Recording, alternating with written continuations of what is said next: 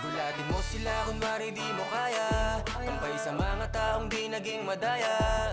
Gaganap tayo hanggang maging bida sa istorya, basta tunay lang ang dapat ipakita. Relax ka lang, makukuha yan kahit na dahan-dahan. Makipagpaligsahan di mo yan kailangan.